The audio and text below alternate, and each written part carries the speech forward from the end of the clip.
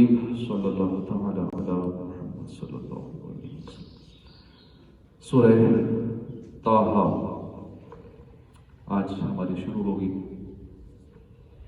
اس کا تعارف، مقام نزول، سورہ طٰہٰ مکہ مکرمہ میں نازل ہوئی۔ اس میں 8 رکوع 135 آیتیں ہیں۔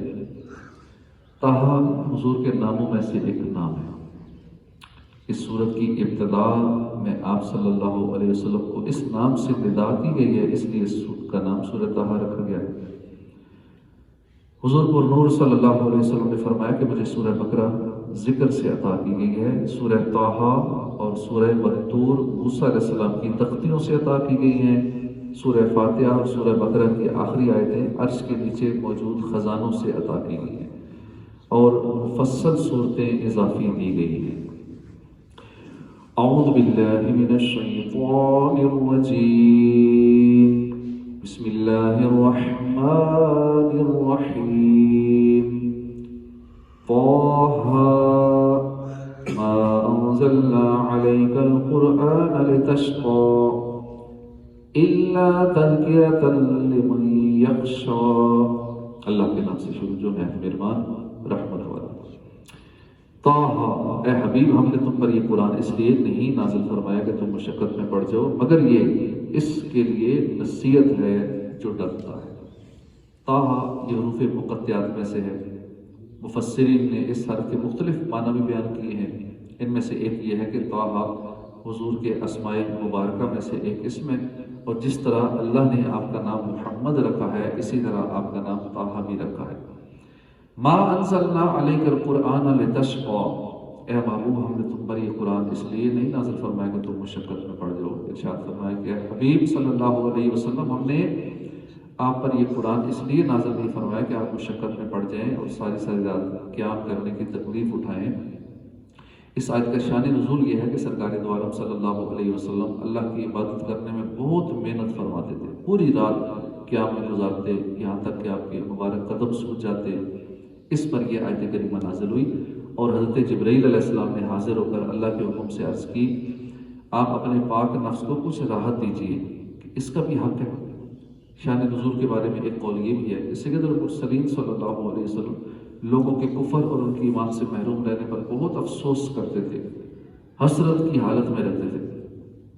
آپ صلی اللہ علیہ وسلم کے مبارک قلب پر اس وجہ سے رنج و ملال رہا کرتا، تو اس آیت میں فرمایا گیا کہ اے حبیب صلی اللہ علیہ وسلم، آپ رنج و ملال کی کوفت نہ اٹھائیں، کیونکہ قرآن پاک آپ کی مشقت کے لیے نازل نہیں کیا گیا۔ اس آیت مبارکہ میں سرکار دو عالم صلی اللہ علیہ وسلم کی اللہ سے محبت اور شوق عبادت کا بیان بھی ہے، اور اس کے ساتھ ہی اللہ کی آپ صلی اللہ علیہ وسلم سے محبت اور اس کی بارگاہ میں آپ کی عظمت کا بیان بھی ہے کہ حضور پر نور صلی اللہ علیہ وآلہ وسلم تو اللہ کی محبت اور عبادت کے شوق میں کثرت سے عبادت کرتے اور مشقت اٹھاتے ہیں، جبکہ اللہ تعالیٰ اپنے حبیب صلی اللہ علیہ وآلہ وسلم کی مشقت پر آپ کی راحت اور آسانی کا حکم نازل فرماتا ہے۔ الا تذکرہ، مگر یہ اس کے لیے نصیحت ہے۔ ارشاد فرمایا کہ حبیب صلی اللہ علیہ وسلم، ہم نے آپ پر یہ قرآن اس لیے نازل نہیں فرمایا کہ آپ مشقت میں پڑ جائیں، بلکہ قرآن اس کے لیے نصیحت ہے جو اللہ سے ڈرتا ہے، کیونکہ اللہ سے ڈرنے والے ہی نصیحت حاصل کرتے ہیں، نصیحت سے فائدہ اٹھاتے ہیں۔ تنزیلا ممن خلق الارض والسماوات العلی، اس کی طرف نازل کیا ہوا ہے جس نے زمین اور اونچے آسمان بنائے۔ اس آیت میں اللہ نے قرآن مجید کی عظمت بیان فرمائی کہ یہ قرآن اس اللہ کی طرف سے نازل کیا ہوا ہے جس نے زمینوں اور بلند آسمانوں کو پیدا فرمایا، اور جس نے اتنی عظیم الشان مخلوق پیدا فرمائی، وہ خالق کتنا عظیم ہوگا۔ جب ایسی عظیم ذات نے قرآن مجید نازل فرمایا تو یہ قرآن کتنا عظیم ہوگا، قرآن کتنی عظمت والا ہوگا۔ یہاں قرآن کریم کی عظمت بیان کرنے سے مقصود یہ ہے کہ لوگ اس کے معانی میں غور و فکر کریں، اس کے حقائق میں تدبر کریں، کیونکہ اس بات کا مشاہدہ ہے کہ جس پیغام کو بھیجنے والا انتہائی عظیم ہو تو اس پیغام کو بہت اہمیت دی جاتی ہے اور پوری توجہ سے اسے سنا جاتا ہے، بھرپور طریقے سے اس کی اطاعت کی جاتی ہے۔ اب جب قرآن کریم کو نازل فرمانے والا سب سے بڑا عظیم ہو تو اس کی طرف سے بھیجے ہوئے قرآن عظیم کو سب سے زیادہ توجہ کے ساتھ سننا چاہیے، غور و فکر کرنا چاہیے، کامل طریقے سے اس کے دیے گئے احکام پر عمل کرنا چاہیے. افسوس آج مسلمانوں کی تعداد ایسی ہے جو تلاوت قرآن سے محروم ہے. جو تلاوت کرتے بھی ہیں تو وہ دو طریقے سے صحیح تلاوت نہیں کرتے. صحیح طریقے سے تلاوت کرنے والوں کا حال بھی یہ ہے کہ وہ نہ قرآن کو سمجھتے ہیں، نہ اس میں غور و فکر کرتے ہیں، نہ ہی قرآن کے احکام پر عمل کرتے ہیں. حضرت فضیل بن عیاض فرماتے ہیں کہ ہماری مصیبت سے بڑی کوئی مصیبت نہیں. ہم میں سے ایک شخص دن رات قرآن مجید پڑھتا ہے لیکن اس پر عمل نہیں کرتا، حالانکہ مکمل قرآن مجید ہماری طرف ہمارے رب کے پیغامات ہیں. اور حضرت محمد بن کعب قرظی رحمۃ اللہ علیہ فرماتے ہیں جس تک قرآن مجید پہنچ گیا تو گویا اللہ نے اس سے کلام کیا. جب وہ اس بات پر قادر ہو جائے تو قرآن مجید پڑھنے ہی کو اپنا عمل قرار نہ دے، بلکہ اس طرح پڑھے جس طرح کوئی غلام اپنے مالک کے لکھے ہوئے خط کو پڑھتا ہے، تاکہ اس میں غور و فکر کرے، اس کے مطابق پھر عمل بھی کرے. اللہ پاک ہمیں قرآن مجید کی تلاوت کرنے، اسے سمجھنے، اس میں غور و فکر کرنے، اس کے احکامات پر عمل کرنے کی توفیق عطا فرمائے. الرحمن علی العرش استوى له ما في السماوات وما في الارض وما بينهما وما تحت الثرى. وہ بڑا مہربان ہے، اس نے عرش پر استوا فرمایا جیسا اس کی شان کے لائق ہے. اسی کی ملک میں ہے جو کچھ آسمانوں میں ہے، جو کچھ زمین میں ہے، اور جو کچھ ان کے درمیان ہے، اور جو کچھ اس گیلی مٹی یعنی زمین کے نیچے ہے.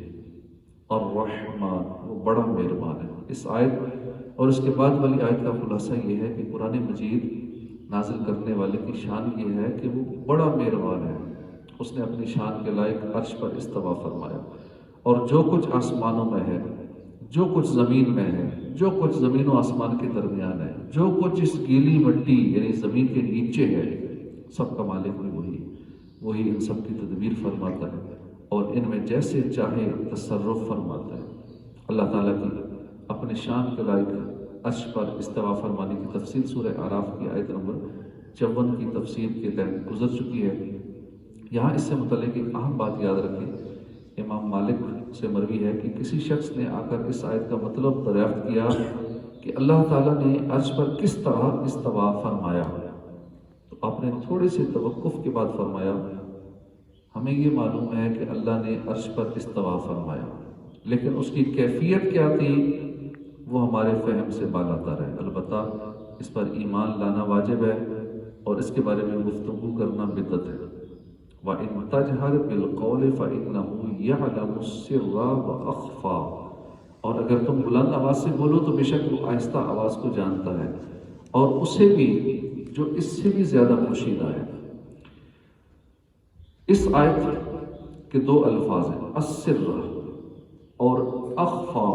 اس کے بارے میں مفسرین کے مختلف اقوال ہیں. جیسے ایک قول یہ ہے کہ سر وہ ہے جسے آدمی چھپاتا ہے، اور اس سے زیادہ پوشیدہ وہ ہے جسے انسان کرنے والا ہے مگر ابھی جانتا بھی نہیں، اور نہ اس سے اس کے ارادے کا کوئی تعلق ہو اور نہ اس تک اس کا خیال پہنچا. ایک قول یہ ہے کہ سر سے مراد وہ ہے جسے بندہ انسانوں سے چھپاتا ہے اور اس سے زیادہ چھپی ہوئی چیز وسوسہ ہے. ایک قول یہ ہے کہ بندے کا راز وہ ہے جسے بندہ خود جانتا ہے اور اللہ جانتا ہے، اور اس سے زیادہ پوشیدہ ربانی اسرار ہیں جنہیں اللہ جانتا ہے بندہ نہیں جانتا. اس آیت میں بیان ہوا کہ اللہ تعالیٰ ہماری آہستہ آواز کو جانتا ہے، اور جو اس سے بھی زیادہ پوشیدہ ہے اسے بھی جانتا ہے. اس کے ساتھ یہ بھی یاد رہے کہ اللہ بندوں کے ظاہری باطنی احوال، آنکھوں کی خیانت، سینوں میں چھپی باتیں، ہمارے تمام کام جانتا ہے، ہمارے تمام افعال کو دیکھ بھی رہا ہے. واللہ یعلم ما تبدون وما تکتمون. اور اللہ جانتا ہے جو تم ظاہر کرتے ہو، جو تم چھپاتے ہو. اور فرمائے یعلم خائنۃ الاعین وما تخفی الصدور. اللہ آنکھوں کی خیانت کو جانتا ہے اور اسے بھی جو سینے میں چھپاتے ہو. اعملوا ما شئتم انہ بما تعملون بصیر. تم جو چاہو کرتے رہو، بے شک وہ تمہارے کام دیکھ رہا ہے. ان آیات میں ہر بندے کے لیے یہ تنبیہ ہے کہ وہ خفیہ اور اعلانیہ، ظاہری اور باطنی تمام گناہوں سے پرہیز کرے، کیونکہ ہمارے گناہوں کو جانے یا نہ جانے اور کوئی انہیں دیکھے یا نہ دیکھے، لیکن وہ اللہ تو دیکھ رہا ہے جو دنیا میں کسی بھی وقت اس کی گرفت فرما سکتا ہے. اور اگر اس دنیا میں کوئی سزا نہ دی وہ آخرت میں جہنم کی دردناک سزا دے سکتا ہے۔